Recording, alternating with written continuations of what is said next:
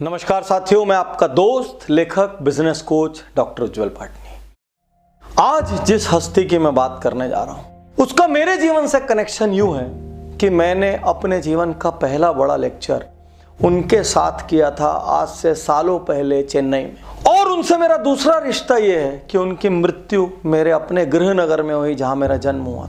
मृत्यु हुई कि हत्या हुई।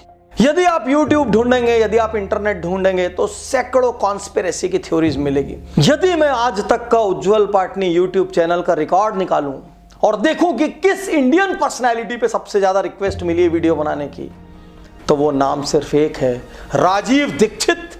राजीव दीक्षित और राजीव दीक्षित आजादी बचाओ आंदोलन के प्रणेता, भारत स्वाभिमान आंदोलन के प्रणेता, हेल्थ के विशारद, एमएनसीज के खिलाफ आग उगलने वाले योद्धा, सरकार को यूं हिलाकर रख देने वाले, सिस्टम को हिलाकर रख देने वाले प्रहरी। हमारे देश में ये जो राजनीतिक पार्टियां हैं ना, ये पार्टियां नहीं है, डाकुओं के गिरोह हैं ये। पॉलिटिक्स की गहरी समझ, वो भी इंटरनेशनल पॉलिटिक्स की गहरी समझ रखने वाले विशेषज्ञ। एक साल में 27 करोड़ खर्च करे राष्ट्रपति, और यहाँ एक आदमी को एक दिन में खर्च करने को 20 रुपए ना मिले, राष्ट्रपति को एक दिन में खर्च करने को 7.5 लाख रुपए मिले। ये कौन सा देश चला रहे हैं हम? किस उपमा से नवाजे हम राजीव दीक्षित को? क्योंकि जितनी भी उपमाएं होंगी इस व्यक्ति के लिए कम हो जाएगी। इस व्यक्ति के जीवन पर आगे बात करें उसके पहले एक क्षण के लिए इनका एजुकेशन जानना जरूरी है। यूपी में नोआ नाम के विलेज में इनका जन्म हुआ। उसके बाद इन्होंने फिरोजाबाद में अपना पूरा स्कूली एजुकेशन अपने पिता के गाइडेंस में किया। फिर ये इलाहाबाद चले गए। इलाहाबाद में इंडियन इंस्टीट्यूट ऑफ टेक्नोलॉजी से इन्होंने बीटेक किया। उसके बाद इन्होंने आईआईटी कानपुर से एमटेक किया। उसके बाद इन्होंने फ्रांस से पीएचडी किया। पीएचडी।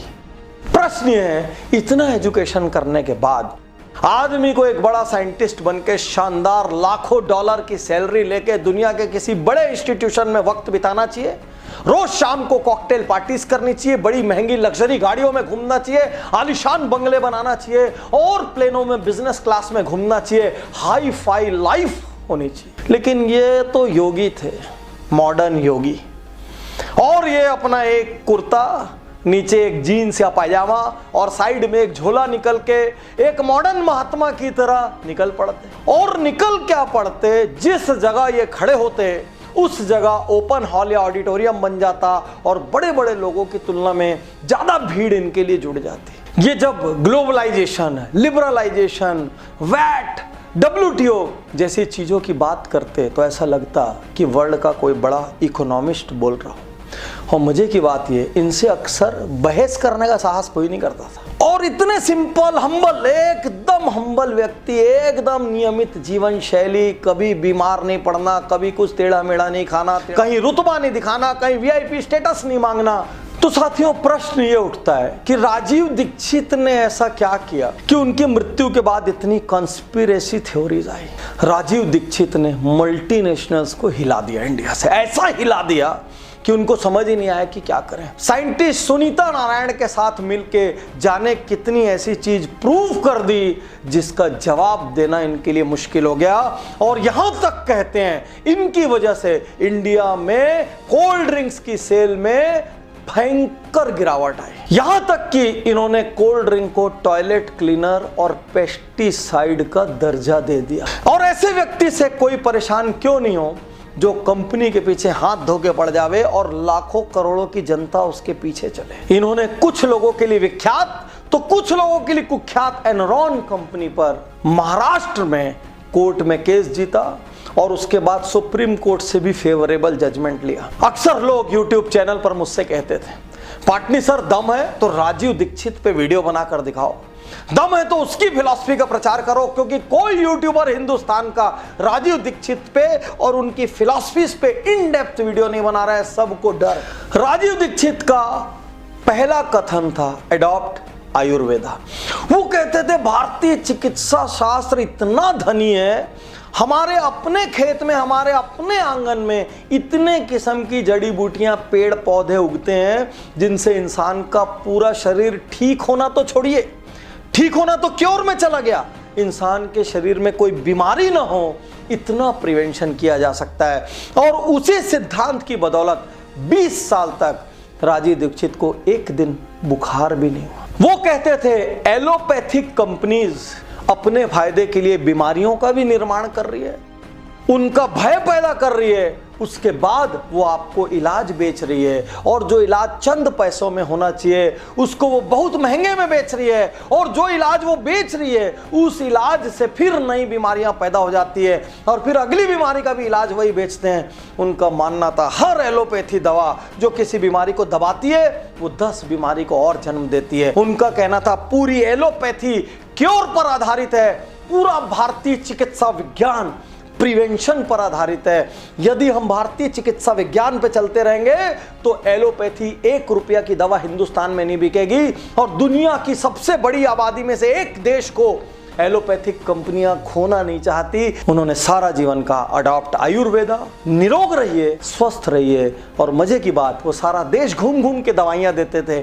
जहां उनके भाषण होते थे बाहर भी दवाइयों का एक स्टॉल लगा रहता था, जहां पर कभी कभी लागत से भी कम मूल्य पे और कभी कभी तो फ्री में दवाइयां मिलती थी। राजीव दीक्षित का दूसरा सबसे बड़ा नारा जिससे सारी दुनिया हिल गई, यूज स्वदेशी। स्वदेशी आंदोलन, भारत बचाओ आंदोलन, स्वाभिमान आंदोलन, ये जितने आंदोलन थे ये एक चीज पे फोकस करते थे, इंडियन खाओ, इंडियन पहनो। ये मानते थे इंडिया में हर गांव एक देश है, हर शहर एक राष्ट्र है, हर घर अपने आप में एक देश है, क्योंकि इंडिया का घर ऐसा घर होता है जहां पर एक महिला चरखे पे सूत काट के अपना कपड़ा बुन सकती, जहां पर उसी के खेत में फसल बो के उस फसल को वो साल भर खा सकता है, जहां पर वो 4 गाय पालता है और 4 गाय के दूध, दही, घी, पनीर से वो अपने आप को हेल्दी रख सकता है। उनका कहना था वेस्टर्न लोग कभी इंडिया का मुकाबला कर ही नहीं सकते, क्योंकि वो अलग अलग चीजों के लिए अलग अलग पे आधारित हैं। वो अपनी मिट्टी का लेप कर सकता है पूरी बॉडी में,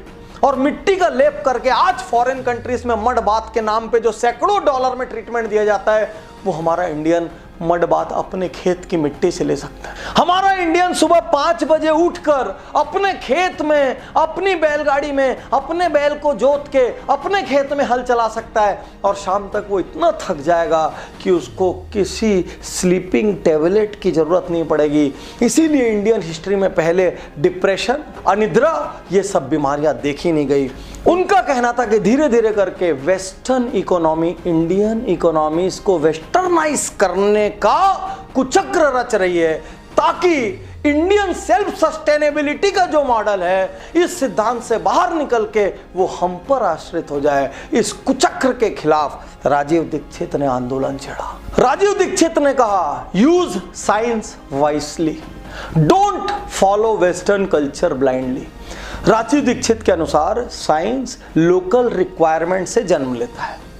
उनका कहना था पहनावा, वेस्टर्न कंट्रीज में ठंड बहुत ज्यादा पड़ती है, आधे से ज्यादा जगहों पर, इसलिए उनके पहनावे में सूट है। इंडिया में आधे से ज्यादा जगह पर गर्मी पड़ती है, इसके लिए हमारे पहनावे में पतले पतले कॉटन के कुर्ते हैं, धोतियां हैं, पैजामे हैं, जिससे अंदर बाहर आराम से हवा जा सके। उनका सोचना था इंडिया को टीवी वीवी जैसी टेक्नोलॉजीज की जरूरत ही नहीं। टीवी तो इंसान को मंद बुद्धि बनाता है, टीवी तो इंसान को बाहरी दुनिया से काटता है। आप सिर्फ टीवी देखते रहते हैं, उस समय ना आप कोई फिजिकल श्रम करते हैं, ना किसी और से बात करते हैं। उसके विपरीत इंडिया में कल्चर क्या था?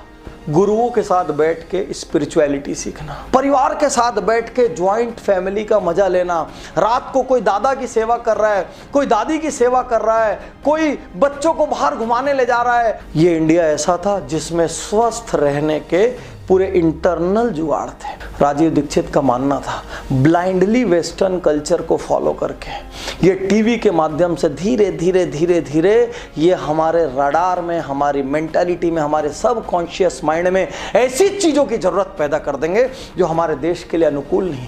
साइंस के नाम पर ये हम लोगों को धीरे धीरे अपाहिज बना देंगे। राजीव दीक्षित का मानना था उतना ही साइंस यूज कीजिए जितना आपके लोकल इकोसिस्टम को आवश्यकता हो। दुनिया के हर कोने को एक दूसरे के साइंस की कोई भी आवश्यकता नहीं है। राजीव दीक्षित के शिक्षा पे भी क्रांतिकारी विचार थे। उनका यह मानना था इंडिया में एक गुरुकुल परंपरा होती थी जिसमें कुछ समय के लिए घर वाले अपने बच्चों को गुरुकुल में भेजते थे, यहां तक कि राजा महाराजा भी भेजते थे।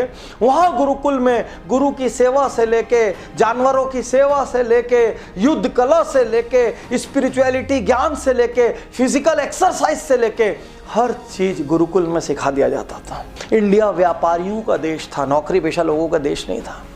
इंडिया बिजनेस ओनर्स का देश था, इंडिया एंटरप्रेन्योर्स का देश था।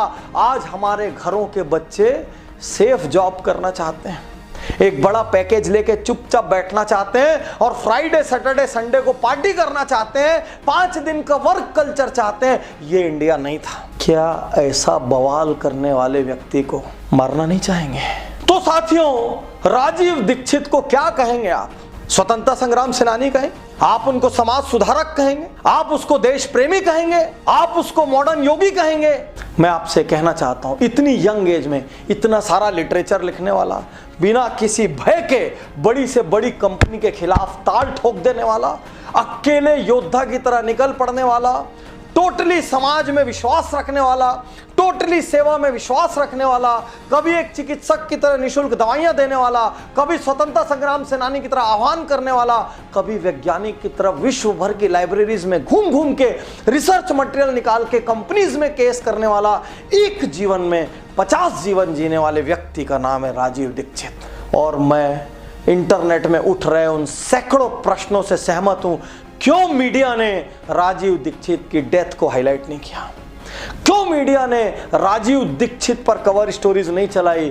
क्यों किसी ने उनके विचारों पे कड़ी प्रकाशित नहीं की? शायद इसलिए क्योंकि बहुत सारी एमएनसी से जो विज्ञापन आते हैं वो विज्ञापन बंद हो जाएंगे। इसलिए राजीव दीक्षित की मृत्यु जिन संदेहास्पद हालातों में हुई, मैं कोई गुप्तचर नहीं हूं, मैं कोई फोरेंसिक एक्सपर्ट नहीं हूं जो कमेंट कर सकूं। मैं इंटरनेट की बातें कह रहा हूं जो वाइडली पब्लिक डोमेन में अवेलेबल है।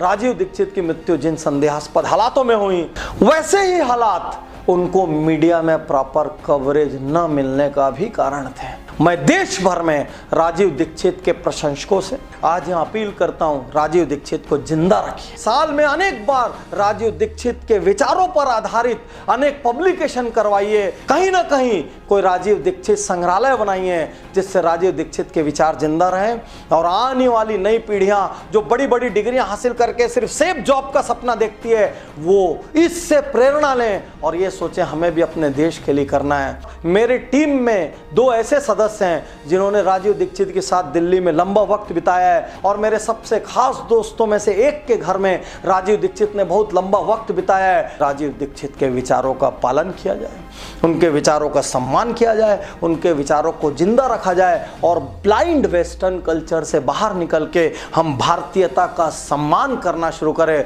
इंडियन बोलने पे हमको शर्म नहीं आनी चाहिए, इंडियन बोलने पे हमको गर्व होना चाहिए, गर्व। शुक्रिया, धन्यवाद, थैंक यू।